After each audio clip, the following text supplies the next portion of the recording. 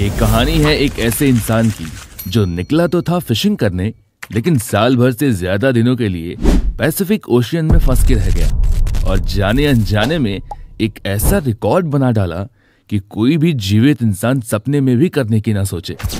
Pacific ocean में आते हैं तूफान, खतरनाक समुद्री जीव और कई अन्य बाधाओं से मौत को मात देते हुए जब वापस घर आता है तो ऐसा क्या हुआ जो इसे पुलिस कैनिबलिज्म के अपराध में उठा ले गई।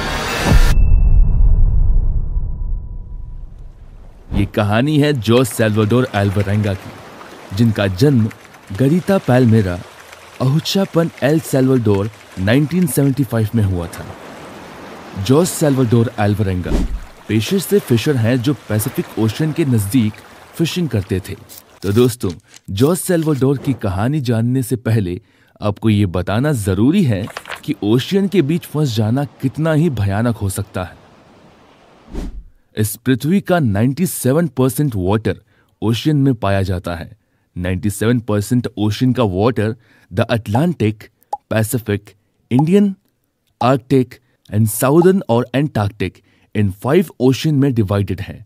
The Atlantic, Pacific, Indian, Arctic and southern में सबसे ज्यादा बड़ा पैसिफिक है।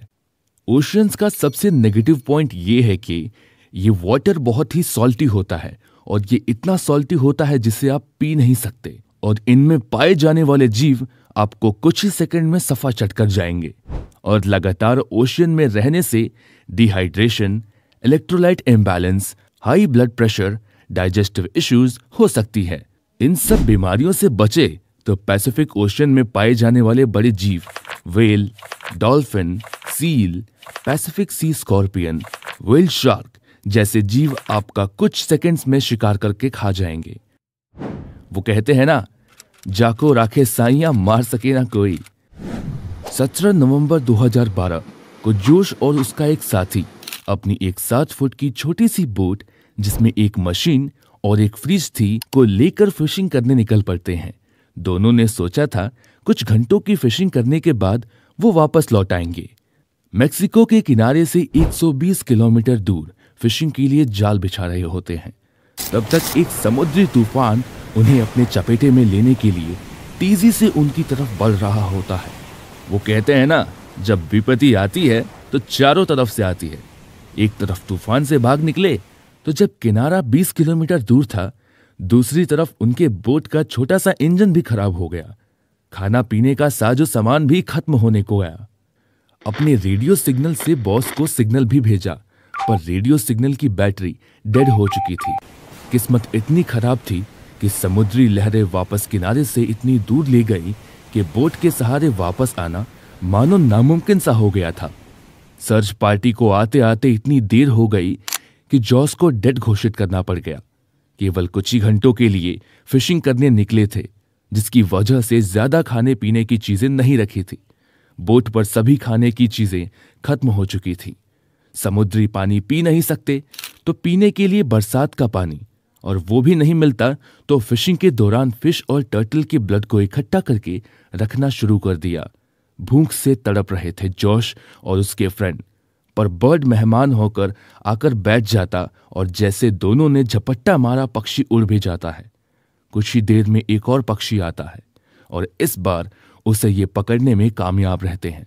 कुछ समय के लिए दोनों की भूख को राहत मिली, लेकिन आगे के लिए कुछ भी नहीं था। इन सभी जद्दोजहद में जोश का फ्रेंड 4 महीने बाद सुसाइड कर लिया। अब अकेला जोश और समुद्री तूफान और समुद्री भयंकर जीव जो कभी भी जोश को 1 सेकंड में निकल या फिर समुद्री तूफान ही खा जाए। 6 महीने बाद जिंदा रहने की एक उम्मीद कार्गो शिप के रूप में दिखी। जोश ने हर मुमकिन इशारा किया कि उसे रेस्क्यू कर लिया जाए, लेकिन वो भी नाकाम रहा। जोश का हौसला अब पूरी तरह खत्म होने लगा था। जीने की उम्मीद लगभग ना के बराबर हो चुकी थी। ऐसे में जोश को एक नारियल और कुछ पक्षी उड़ते दिखे। एक बार फिर उम्मीद की किरण दिखी। फाइनली 438 दिन बाद 30 जनवरी 2024 को एक छोटे से एबॉन एटोनी आइलैंड पे जा पहुंचा, जो दुनिया का सबसे छोटा आइलैंड है। 14 महीने समुद्र में गुजारने के बाद पहली बार किसी जिंदा इंसान को देखा। उसकी खुशी का ठिकाना नहीं था। उसे लगा कि अब वह बच सकता है। उसकी पूरी स्टोरी जानने के बाद पुलिस वाले पहुंच गए। उसने अपनी पूरी कहानी बताई, किंतु उसकी बातों को मानने वाला कोई नहीं था। जब कोई उपाय नहीं सूझा तो अंत में उसने अपने बॉस को कॉल किया। तब उसके बॉस ने वेरीफाई किया कि हाँ, जॉश मेरे लिए ही काम करता था और साल भर पहले ये गुम हो गया था, क्योंकि जॉश दूसरी कंट्री में पहुंच चुका था, वो भी बिना किसी वीजा के। जॉश सभी कानूनी कार्यवाही के बाद घर आ जाता है, जिससे घर वालों के खुशी का ठिकाना ही नहीं था। जॉश ने अपने दोस्त एजिक्वेल से प्रॉमिस किया था कि वह अगर जिंदा वापस लौटा तो उनकी फैमिली को जाकर जरूर मिलेगा, और उन्होंने अपने प्रॉमिस को पूरा भी किया। इन सभी आपदाओं से जॉश निकला ही था कि एक और नई मुसीबत आ बैठी। जॉश के मित्र एजिक्वेल, जिन्होंने आधे रास्ते में सुसाइड किया था, उनके फैमिली वालों ने ये बोलते हुए $10 लाख हर्जाना के लिए FIR कर दिया कि जॉश ने उसे मार खाया। जॉश को तुरंत अरेस्ट कर लिया गया और कुछ ही दिनों के कानूनी कार्यवाही के बाद छोड़ दिया गया। उसके कुछ दिनों बाद उन्होंने एक बुक 438 डेज पब्लिक किया, जिसमें जॉश ने अपनी पूरी कहानी लिखी थी। अगर आपको इस बुक को बाय करना है तो हमने डिस्क्रिप्शन में लिंक दे दिया है। आप इस अमेजिंग स्टोरी को जाकर पढ़ सकते हैं। इंग्लिश में एक फेमस कोट है, you will face many defeats in life but never let yourself be defeated. Life में आप वो सब कुछ कर सकते हैं जो आपको असंभव लगता है। जहां जोश के दोस्त ने हार मानकर सुसाइड कर ली, वहीं जोश ने सरवाइव करना चुना और आखिर में वो कारनामा कर दिखाया जो शायद कोई करने का सपने में भी ना सोचे। जाने अनजाने में जोश ने बहुत ही बड़ा रिकॉर्ड बना दिया। एक ओशियन में 438 दिन रहने का।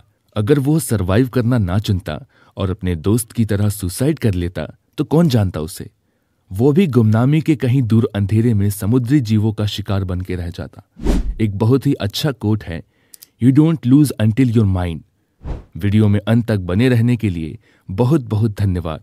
ऐसे ही सर्वाइवल और ग्रेट डॉक्यूमेंट्रीज को सुनने के लिए हमारे चैनल को सब्सक्राइब करें और बेल आइकन को प्रेस जरूर करें। धन्यवाद। मिलते हैं नेक्स्ट वीडियो में।